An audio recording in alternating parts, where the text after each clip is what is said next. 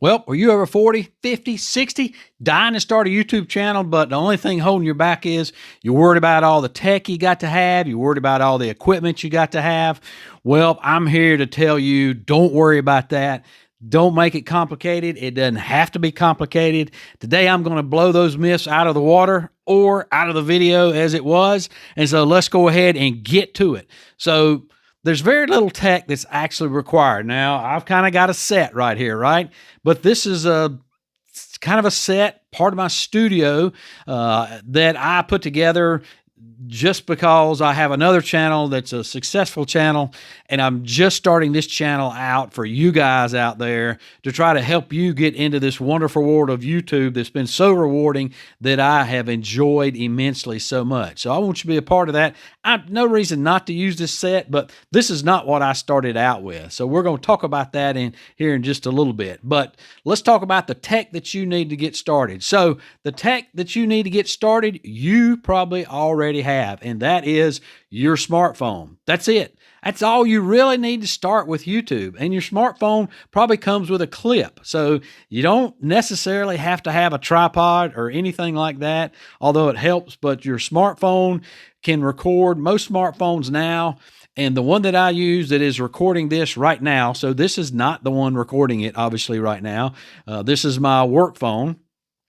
But the phone I have recording it is actually 6 years old, and it can record in 4K, but you don't need to record in 4K because nobody's watching your video in 4K. Now, they may be watching it in high def because what most people watch a YouTube video on is this screen right here. They watch it on their smartphone, and you see this screen is small. So it's really hard to tell the difference between high def 1080 and 4K. So don't worry about it. This is all you really need to do that.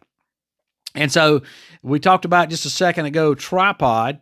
So I don't want tech to be something that keeps you from getting into it. This has been, like I said, so rewarding. I have built a community of people that I enjoy talking to. They enjoy talking to me. They like me. I like them. When I go out into whatever community events that are around that niche, and that is the hiking niche, I see people there that recognize me and they want to have a conversation with me. And that's because they perceive me as somebody that comes into their living room every week or into their phone every week wherever they are. And so I greatly enjoy those friendships that I've got. And I want you to enjoy those friendships that you'll create either online or maybe either online and it'll spread to out there in the real world. So don't let not having all this tech be a hindrance to you. This is all you need is your phone, and your phone has plenty of the tech in it that you need. The recording is fine, the recording level, you don't have to worry about that. And you really don't even have to worry about the sound coming out of it. So one of the things about your first couple videos is that very few people are going to watch video 1. Very few are going to watch video 2, 3, 4, and 5, maybe even 10. But as you start building an audience, more and more people are going to be watching that. And so we're going to talk about a couple things here that you might want to change to make your life easier, to add some tech very inexpensively, but to add some tech to what you're doing, and then also to make it better for your viewers, and that in turn will make them want to come back week after week. So one of the things to make your life easier is you could add a tripod, just a simple $15 tripod. That's all this costs right here is $15. Your smartphone fits in that right there, and you just set it up on the table, and that's it. That's all you got to do, and you hit record, and you start talking. That's it. And what's really cool is this has kind of got bendy legs on it, and so if you want to go outside, and a lot of times the setting on my other channel is outside, and so you can take this out, strap it to a tree, bend it around a tree branch outside somewhere, or set it up on a table somewhere outside, and you can use this right here. You don't have to have a fancy tripod. Now, I am using a tripod holding that camera that is a little more fancier than that. But as you grow into it, and it's like any other hobby, as you become more and more acquainted with it, as you decide that you like doing this more and more and you want some conveniences, you can start off little by little, but you don't have to start out with anything. Most phones come with a clip, and that clip has the ability to hold your phone upright. You may have to prop it against a book or something like that, but you're going to be using the backward-facing camera anyway. These are considered the backward casing. This selfie cam is the front-facing, they call, but you're going to use these back here anyway. So you're just going to stand that up in the case that it comes in, or the clip that it comes in, or just stand it up on a couple book stacks, stand it up here right at your face level, and that is going to be how you film your video. So a couple other things about having a smartphone and using this as your device. So my smartphone, I do some limited scripting on it. Most of the scripting I do on my PC. Most of you have a PC because you're going to be uploading to YouTube, right? So most of you have a PC. I do a little bit of scripting, but because I use a Google Word doc, I can script on my PC and then come back on my phone and do some more scripting on it or refine that scripting. But also, then after I script, I film on this phone. Then I start to edit on this phone. I download any music or extra B-roll, which could just be additional pictures that you show or additional videos that you show. I download that to this phone. I incorporate that into my video, and I'm doing all of that editing right here on this phone. Then I upload to it. And then I do the editing, and then I upload to YouTube with my smartphone. So I do everything that I do right now with my smartphone. I don't do any type of editing with my computer. I don't have any editing software for that. Let's talk about your editing software. So most phones come with some type of editing software. I'm an Android user, but I know that the iOS, the Apple system, that comes with a video maker, I believe it's called, or something like that. It comes with a free version.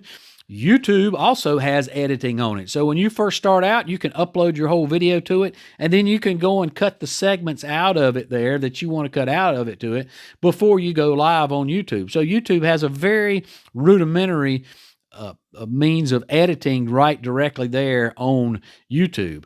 But then, like I said, you also have freeware that you can get. And then what I use, and what I've used in the past, was a free version of Power Director. So I used that for several years, and then I had an update and it kind of crashed, but that was on my phone.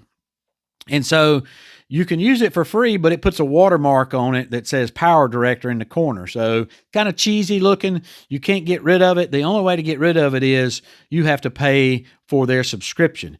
But their subscriptions are very, very cheap, less than $50 per year. So right now I'm using KineMaster. When I had Power Director, and I kept having all these crashes with it, and I never, I emailed them back and forth and never could get great customer service or never could figure it out. So I decided I would go to KineMaster, and I kind of stuck with it for a while because I knew Power Director and how to edit with it. Then I didn't want to have to relearn something, but KineMaster was very easy to transition to, and it didn't take me but a couple videos where I was back in the hunt and making sure and making it easier for me to go ahead and do the editing for that. And so I use KineMaster now. I think it's $3.99 a month or $40 or something like that for an entire year if you pay it one time. And so I edit on my phone, and it is so easy because everything is right there in one spot. So I don't have to maybe take a picture and then download it to my computer, or I don't have to download these videos from that I'm filming with right now to my computer and then put it in software and do that. So I'm liking that, although it may come to a point where I do want to do that. And so there is freeware on a computer as well that you can use. So there's two that I'm aware of that I would use, and that would be CapCut.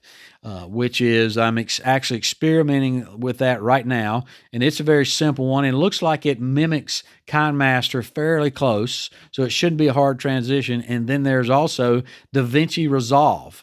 And I'll leave links to all these down below in the description section. But DaVinci Resolve is basically Hollywood level editing. So it's a little more complicated, but as you get into this hobby and perhaps a business for you more and more, that is something that you may transition onto. But for the time being, for just jumping in on it, you don't need any of that. You can just jump right in it and with what you've got right there already in your hands. So I have lighting here right now, but when I first started, I did not have any lighting that I purchased. I took lamps and I would set them up and I would take the shade off of the lamp and I would take where the screw came up for the top of the lamp, I would take a coffee filter and put over that and use that as a diffuser. So the light was really harsh coming at me, but with a diffuser, and most lights are diffused. So these lights that are purchased, electronic LEDs, they are diffused.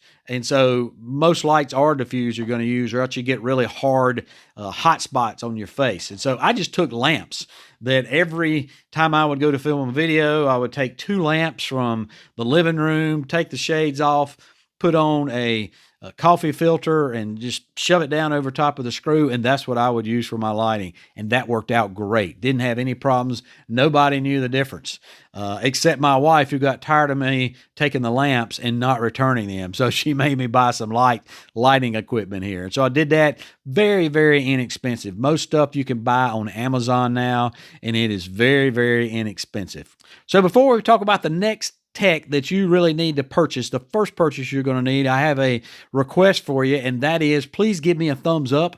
That helps drive traffic to this channel. That helps the YouTube algorithm know that this channel is about helping 40, 50, and 60-year-olds get into YouTube.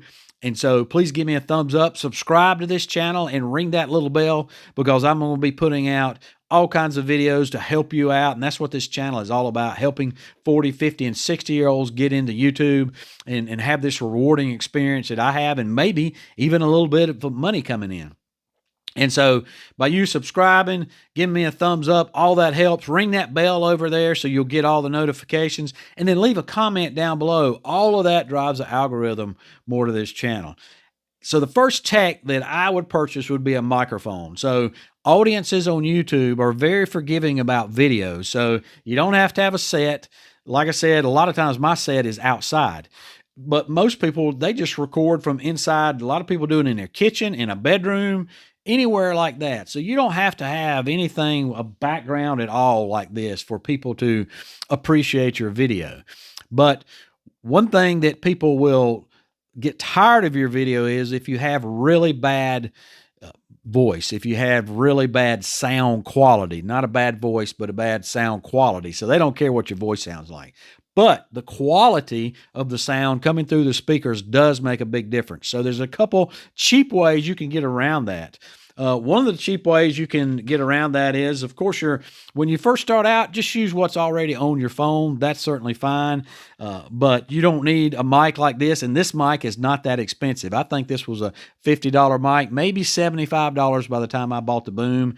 You don't need all that, but you can just use corded earbuds like this. That is the simple, cheapest. A lot of people get these on an airplane, but most of these corded earbuds, if you have any of these, maybe came with your phone or you've got one, they also have a microphone in them. And I see time and time again, even on the legacy news programs, I see people being interviewed that are using corded earbuds.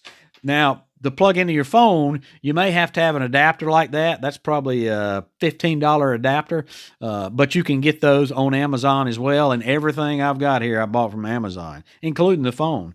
The next thing that you probably could get would be some earbuds, some cordless earbuds. So I have some cordless earbuds here that are rechargeable. They have microphones in them as well. So I see people using those time and time again. Or you could also come up with some, as you expand, remote earphones or remote microphone. So this right here, this would just clip to my lapel.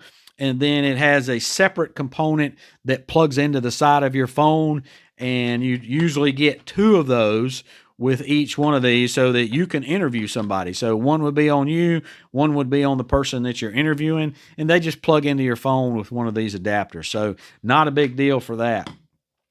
Some of these also, particularly like a microphone or a mic stand, stand like this right here, they come with one of these, a remote to start your camera. So you can start your camera with one of these. Now, what I always do, I just go ahead and start my camera and walk around, and edit out the walk around part until I get ready to go right over top of the microphone and start talking. So those are some easy things that you can do right there. But the first tech I would buy would be to get a microphone. It doesn't have to be an expensive microphone. This wasn't an expensive microphone either, but it really makes a difference in the sound quality of that coming off of what you've got coming off your phone. So that is all I have got for this. Please go over to this video. It's gonna help you learn more about what's going on and how to get involved in YouTube. I want this to be a great experience for you. Leave a comment down below or a question. I love answering questions and sharing my knowledge with people. And so I hope that you got something out of this video. So give me that thumbs up. And I can't wait to tune in next week, and we'll have more information for you. Talk to you later.